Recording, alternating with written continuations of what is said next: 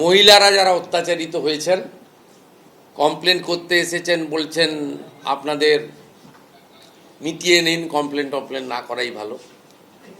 এই রকম কোনো তিক্ত অভিজ্ঞতা যদি কোনো মা বোন দিদির থাকে বা কোনো গার্ডিয়ানের থাকে, শিশুকন্যার সঙ্গে কিছু হয়ে থাকে, সেগুলো আপনারা নতুন করে কমপ্লেন দিতে পারেন। আমরা ইনভেস্টিগেশন করে লফুল অ্যাকশন নিতে বলেছি। আমাদের গণতান্ত্রিক দেশ মানে আইন সবার উপরে। যারা গত হয়েছেন সেই শাসক দলের আমলে যা দেখেছেন, তো কোনো আইন ছিল না, শাসকের লোকেরা যা বলে দিত সেটাই আইন। আর এখন যদি আইনের শাসন হয়, তাহলে রাজ্যের মানুষ যারা এখন ক্ষমতায় আছেন তাদেরকে দুহাত তুলে আশীর্বাদ করবে।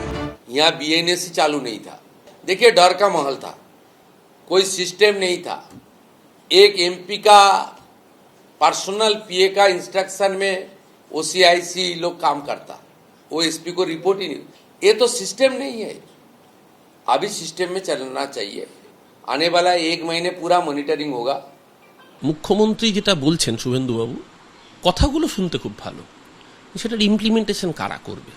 তাদের কাছে নারী নিরাপত্তা, নারী সুরক্ষা কতটা প্রায়োরিটি পাবে, নিশ্চয়ই আমরা বিরোধী দল হিসেবে নজর রাখবো। কিন্তু যদি উনি সত্যি সত্যি বাস্তবায়ন করতে পারেন, মানুষের সাধুবাদ পাবেন।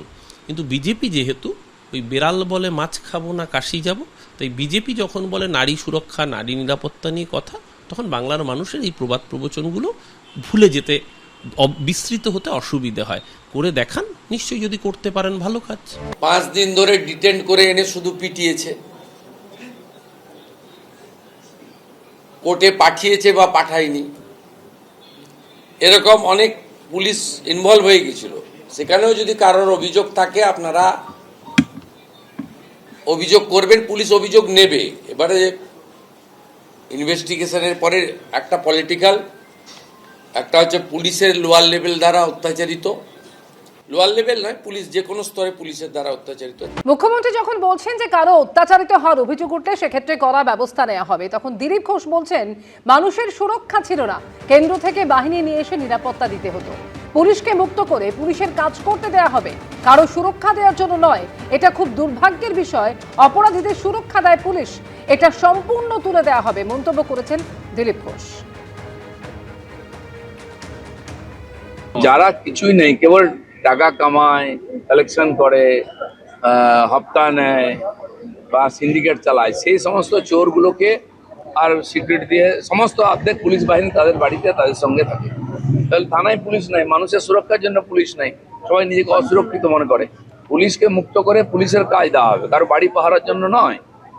বাকি যা আছে, কোনো বিশেষ ব্যক্তি, সরকারি দায়িত্বপ্রাপ্ত ব্যক্তি, তার সুরক্ষার জন্য দরকার হয়, সরকার সেটা ভাববে।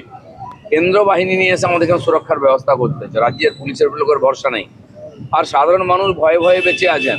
সম্পূর্ণভাবে সুরক্ষার ব্যবস্থা বাড়বে, আর আলতু ফালতু চোর ডাকাতদের নামে তাদেরকে যে সুরক্ষা দেওয়া হচ্ছে সব তুলে দেওয়া হবে, শুরু হয়ে গেছে। এবং এই ধরনের যত অনিয়মিত কাজ, অপরাধীদের সুরক্ষা দেয় পুলিশ, এটা খুবই দুর্ভাগ্যের বিষয়। এরও পরিবর্তন হবে। এবিপি আনন্দ, এগিয়ে থাকে, এগিয়ে রাখে।